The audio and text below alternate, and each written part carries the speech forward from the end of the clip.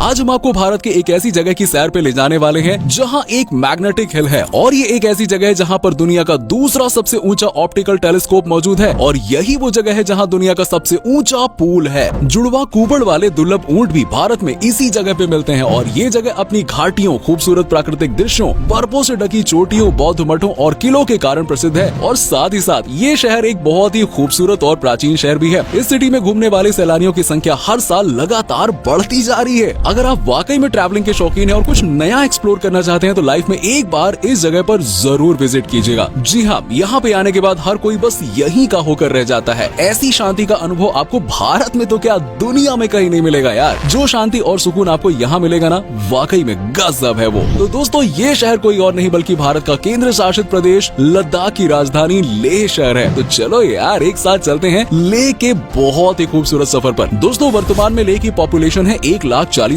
के आसपास और लेह के 66% लोग बौद्ध धर्म को मानते हैं, तो वहीं पर 17% लोग हिंदू हैं। इस्लाम यहाँ का तीसरा सबसे प्रमुख धर्म है जिसको मानने वालों की संख्या 14% है और इतिहासकारों की माने तो पिछले करीबन 2000 सालों से लेह में लोग निवास कर रहे हैं और पहले के समय में यहाँ पर सिर्फ बौद्ध और हिंदू धर्म के लोग ही रहते थे। 14वीं शताब्दी के दौरान लेह में इस्लाम धर्म की एंट्री होती है, लेकिन आज भी सबसे ज्यादा बौद्ध अनुयायी यहाँ पे रहते हैं। लेह पर बोली जाने वाली सबसे प्रमुख भाषा हिंदी है, लेकिन इसके अलावा लद्दाखी, तिब्बतियन, बाल्टी और उर्दू जैसी भाषाएं यहाँ पर बोली जाती हैं। लद्दाख में कुल 2 जिले हैं, एक कारगिल और दूसरा लेह। क्षेत्रफल के लिहाज से लेह भारत का दूसरा सबसे बड़ा जिला है और लेह जिले के अंतर्गत कुल 8 तहसील हैं। साथ ही साथ लेह सिटी भी लेह का ही एक पार्ट है और पूरे लद्दाख की राजधानी भी है। लेकिन लेह शहर बहुत ही छोटा है। लेह भारत में सबसे कम डेंसिटी वाले एरियाज में से एक है। औसतन यहाँ पर प्रति वर्ग किलोमीटर एरिया में सिर्फ 3 लोग रहते हैं यार, और इसीलिए आपको लेह का ज्यादातर हिस्सा काफी खाली खाली नजर आएगा यार। चारों ओर वीरान पहाड़ दिखाई देते हैं। दोस्तों, बहुत से लोगों को लगता है कि लेह और लद्दाख एक ही जगह है और अक्सर लेह लद्दाख का नाम भी एक साथ लिया जाता है, लेकिन आपको बता दूं कि लद्दाख एक केंद्र शासित प्रदेश है। पहले ये जम्मू कश्मीर का हिस्सा हुआ करता था, लेकिन 31 अक्टूबर 2019 को इसे जम्मू कश्मीर से अलग एक केंद्र शासित प्रदेश घोषित कर दिया गया और लेह सिटी को इसकी राजधानी बना दिया गया। लेह को चांद की धरती और भारत माता का ताज भी कहा जाता है क्योंकि ये बहुत ही खूबसूरत होने के साथ साथ समुद्र तट से करीबन 3500 मीटर की ऊंचाई पर स्थित है। दोस्तों, लेह का लिंग अनुपात काफी बेकार माना जाता है। यहाँ पर प्रति 1000 पुरुषों में सिर्फ 814 महिलाएं ही मौजूद हैं यार। हालांकि लिटरेसी रेट की बात करें तो उस मामले में लेह भारत के अन्य शहरों के मुकाबले काफी बेहतर नजर आता है। लेह की लिटरेसी रेट 90% से ज्यादा है और शहर के एजुकेशनल इंस्टीट्यूट्स में central institute of Buddhist studies, university of Ladakh, government polytechnic college और school of architecture and landscape मौजूद है। और हाल ही में केंद्र सरकार ने यहाँ पर एक नई यूनिवर्सिटी बनाने की भी घोषणा की है। इसके अलावा लेह में बहुत से लोग हायर एजुकेशन के लिए कश्मीर भी जाते हैं। अब दोस्तों, आपको बता दें कि लेह के परिवारों में एक मान्यता प्रचलित है, पता है क्या? यहाँ पर परिवार के सबसे बड़े बेटे को लोग लामा बनाने के लिए भेज देते हैं, यानी कि घर का एक सदस्य पूर्ण रूप से धर्म के प्रति समर्पित कर दिया जाता है। दोस्तों, लेह को भारत का ठंडा रेगिस्तान भी कहा जाता है। ऐसा इसलिए क्योंकि साल के ज्यादातर समय यहाँ पर पहाड़ों पर बर्फ की मोटी मोटी चादर बिछी हुई नजर आती है और गर्मियों में यहाँ का औसतन तापमान 3 से 5 डिग्री के बीच में रहता है, तो वहीं सर्दियों में तापमान -20 डिग्री के नीचे चला जाता है। चूँकि लेह के ज्यादातर हिस्से में बंजर भूमि और रेगिस्तान है, इसीलिए यहाँ पर खेती बहुत कम की जाती है। हालांकि इसके बावजूद हर घर में आपको थोड़ी बहुत खेती होती हुई नजर आ ही जाएगी। यहाँ पर गेहूं, जौ, राजमा, खरबूज और तरबूज आदि मुख्य रूप से उगाए जाते हैं। इसके अलावा पशुपालन भी यहाँ का एक मुख्य व्यवसाय है। अरे हर परिवार के पास यहाँ पर गाय, बकरी और याक जैसे जानवर मिल जाते हैं। याक को आप ठंडे इलाके का ऊंट भी कह सकते हैं क्योंकि इसका इस्तेमाल लोग ट्रैवलिंग के लिए भी करते हैं। और दोस्तों, आपको बता दें कि जुड़वा कुबड़ वाले ऊंट यहाँ पर आपको देखने के लिए मिल जाएंगे। और कश्मीर की तरह ही लेह में भी पश्मीना शॉल का व्यवसाय प्रमुख रूप से किया जाता है और पिछले कुछ सालों के दौरान लेह के लोग टूरिज्म इंडस्ट्री की ओर भी आकर्षित हुए हैं और अब यहाँ आने वाले सैलानी उनकी आय का मुख्य जरिया बन रहे हैं। लोगों ने अपने घरों को गेस्ट हाउस में तब्दील करना भी शुरू कर दिया। और दोस्तों, आप जब भी लेह जाएं तो यहाँ के सबसे फेमस फूड जैसे कि थुक्पा,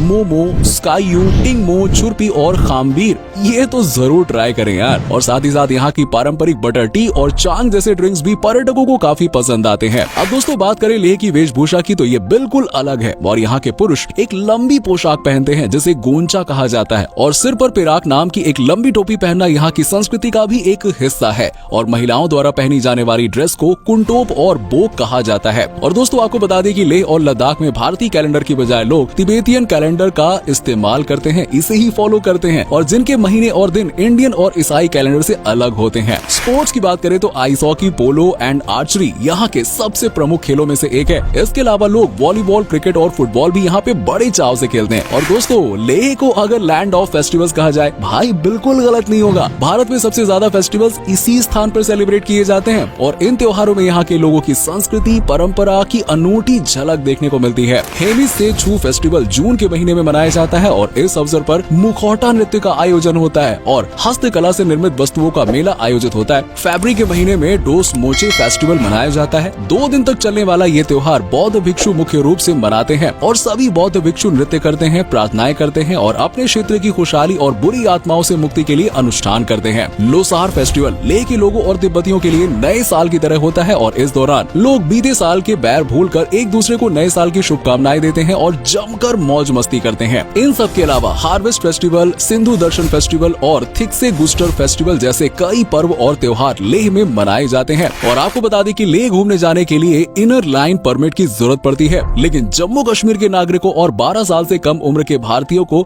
ये परमिट लेने की आवश्यकता नहीं है। बाकी सभी देश और विदेशी पर्यटकों को ये परमिट लेना अनिवार्य है। हर साल लेह घूमने आने वालों की संख्या में लगातार इजाफा हो रहा है। आंकड़ों के मुताबिक साल 2022 में करीबन 4.5 लाख पर्यटक लेह घूमने के लिए आए थे। दोस्तों, वैसे तो लेह सिटी ही अपने आप में एक टूरिस्ट डेस्टिनेशन है, लेकिन चलिए फिर भी हम आपको लेह के उन जगहों के बारे में बता देते हैं जहां आप घूमने के लिए जा सकते हैं। लेह में घूमने की शुरुआत आप लेह पैलेस से कर सकते हैं। ये बहुत ही शानदार किला है जिसका निर्माण 16वीं शताब्दी में कराया गया था और इस पैलेस में कुल 9 मंजिल हैं और पैलेस के ऊपरी हिस्से से पूरे लेह शहर का खूबसूरत नजारा आप देख सकते हैं। शे मोनेस्ट्री एंड पैलेस भी एक बहुत ही खूबसूरत जगह है। ये लेह सिटी के करीबन 15 किलोमीटर की दूरी पर स्थित है। यहाँ के मठ में भगवान बुद्ध की 10 मीटर की मूर्ति लगी हुई है जो कॉपर की है और ऊपर से गोल्ड प्लेटेड है। थिक्से मोनेस्ट्री पूरे प्रदेश की सबसे सुंदर मोनेस्ट्री है जो कि लेह से मात्र 12 किलोमीटर की दूरी पर स्थित है। यहाँ पर 12 मंजिला इमारत है और इस जगह पर आज भी 500 से अधिक बौद्ध भिक्षु निवास करते हैं। डिस्किट मोनेस्ट्री भी यहाँ की सबसे खूबसूरत जगहों में से एक है। यहाँ पर 32 मीटर ऊंची भगवान बुद्ध की प्रतिमा भी स्थापित की गई है और इस मठ का निर्माण 14वीं शताब्दी के दौरान हुआ था। जापान और बौद्ध भिक्षुओं ने मिलकर सन 1983 से 1991 के बीच में एक शक्ति स्तूप का निर्माण भी कराया था। ये शक्ति स्तूप लेह की पहाड़ियों के बीच एक चोटी पर बना हुआ है। इसके अलावा ओल्ड लेह टाउन भी आप एक बार जरूर विजिट करिए यार। साल 2008 में वर्ल्ड मॉन्यूमेंट वॉच लिस्ट ने इस टाउन को 100 एंडेंजर्ड टाउन्स की लिस्ट में शामिल किया था और इसके बाद से वर्ल्ड मॉन्यूमेंट फंड द्वारा ओल्ड लेह टाउन को रिस्टोर करने और प्रिजर्व करने का काम किया जा रहा है। लेह में ही आप सिंधु और जांस्कर नदी का संगम देख सकते हैं। इस नदी में आप गर्मियों के मौसम में राफ्टिंग का आनंद ले सकते हैं, तो वहीं सर्दियों के दौरान लोग चादर ट्रैक के लिए यहाँ पर आते हैं और जमी हुई नदी पर ट्रैक करते हैं। खारदुंगला पास पूरी दुनिया में सबसे ऊंचाई वाला मोटर व्हीकल रोड है जो लेह शहर के नजदीक ही स्थित है। इसकी ऊंचाई 18,300 फीट है और हर राइडर को लाइफ में एक बार तो यहाँ जरूर आना ही चाहिए। और लेह की सबसे प्रसिद्ध झील पैंगोंग सो झील है और ये दुनिया की सबसे ऊंची खारे पानी की झील है जिसकी ऊंचाई 13,862 फीट है। तो दोस्तों, यही वो जगह है जहाँ आमिर खान की फिल्म 3 इडियट का लास्ट सीन शूट किया गया था और 3 इडियट फिल्म के बाद ये जगह पर्यटकों को और ज्यादा आकर्षित करने लगी है। वहीं लेह से 20 किलोमीटर की दूरी पर मैग्नेटिक हिल स्थित है यार, जो पूरे विश्व में विख्यात है। इसे जीरो ग्रेविटी हिल भी कहा जाता है क्योंकि यहाँ पर आपको ग्रेविटी के विपरीत गतिविधियाँ देखने को मिलेंगी और सड़क पर अगर आप गाड़ी को नेचुरल तरीके से छोड़ देंगे ना तो अपने आप ही पहाड़ी के ऊपर की दिशा में चलने लगेगी।